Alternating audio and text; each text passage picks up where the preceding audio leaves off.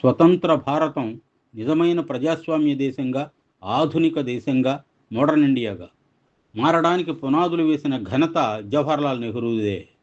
దేశంలో గల ప్రజాస్వామ్య వ్యవస్థల్ని పటిష్టం చేయడం, ఉన్నత విద్యా సంస్థల్ని స్థాపించడం, బహుళార్థ సాధక ప్రాజెక్టులు ప్రారంభించడం, శాస్త్ర సాంకేతిక అభివృద్ధికి ఇంగ్లీషును అధికార భాషగా చేయడం వంటి అన్ని ఆయన దూరదృష్టికి చిహ్నాలు. భారత స్వాతంత్ర పోరాట నాయకుడుగా, భారతదేశ ప్రధానిగా, పంచశీల ప్రవచనకర్తగా, అలీనోద్యమ నేతగా ప్రసిద్ధి చెందిన పండిట్ జవహర్లాల్ నెహ్రూ 1889 సంవత్సరం నవంబర్ 14వ తారీఖున అలహాబాద్లో మోతీలాల్ నెహ్రూ స్వరూపరాణి పుణ్య దంపతులకు సంపన్న కుటుంబంలో జన్మించాడు. ఈ Born with silver spoon in his mouth.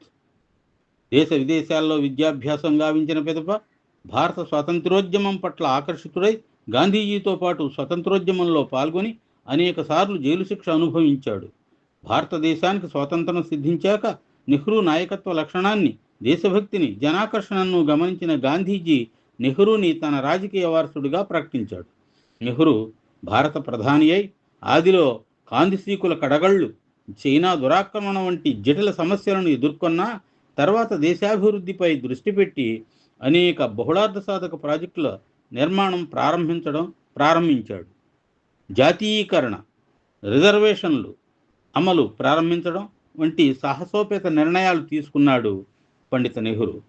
పండిత జవహర్ జిందాబాద్, చాచా నెహ్రూ జిందాబాద్, మహాత్మా గాంధీ ప్రియతమ శిష్యుడు, భారత ప్రజలకు ప్రియ నాయకుడు, అన్ని దేశముల ఆప్తమిత్రుడు, చిన్ని పిల్లలకు నేస్తము నెహ్రూ, పండిత జవహర్ జిందాబాద్. పంచశీలనే ప్రవచించి ప్రపంచ శాంతిని రూపొందించి అలీన విధాన రూపకర్తగా శాంతి దూతయై వెలిగెను నెహ్రూ, పండిత జవహర్ జిందాబాద్. ఆధునిక భారత నిర్మాణానికి, ఆనకట్టల నిర్మాణానికి నాందిని పలికెను మన నెహ్రూ, ప్రారంభించెను మన నెహ్రూ, పండిత జవహర్ జిందాబాద్. గ్రామ సీమలను స్వర్గము చేయ పంచవర్షముల ప్రణాళికలను రూపొందించెను మన నెహ్రూ, ప్రారంభించెను మన నెహ్రూ, పండిత జవహర్ జిందాబాద్, చాచా నెహ్రూ జిందాబాద్. నెహ్రూ గొప్ప రచయిత, ఇందిరాగాంధీ గొప్ప నాయకురాలిగా ఎదగడానికి ఉపయోగపడిన లెటర్స్ టు ఇందిరా అనేవి నెహ్రూ జైలు నుండి తన కుమార్తె అయిన ఇందిరకు వ్రాసిన ఉత్తరాలు. Discovery of India, glimpses of world history అనేవి నెహ్రూ రచించిన పేరుమోచిన గ్రంథాలు. ఈనాటి చిన్నారులే రేపటి మహనీయులు అని విశ్వసించిన నెహ్రూ పిల్లలకు ఎంతో విలువనిచ్చి, ఎంత తీరిక లేకున్నా వారితో కొంతసేపైనా గడిపి బాలల మిత్రుడిగా వారికి ఆత్మీయుడైనాడు.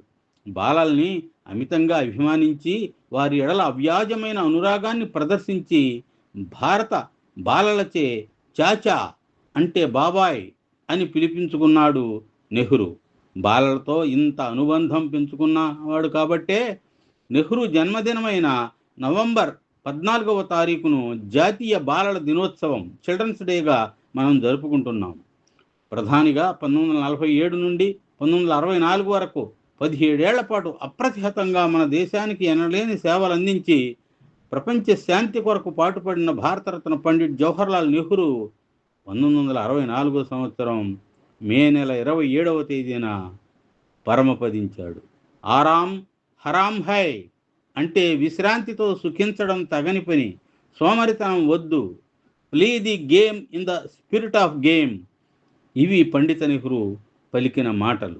పండిత నెహ్రూ పలికిన మాట, చాచా నెహ్రూ చూపిన బాట, చిరస్మరణీయము అనుసరణీయము, చిరస్మరణీయము అనుసరణీయము, పండిత జవహర్ జోహార్, చాచా నెహ్రూ జోహార్, పండిత జవహర్ జోహార్, చాచా నెహ్రూ జోహార్.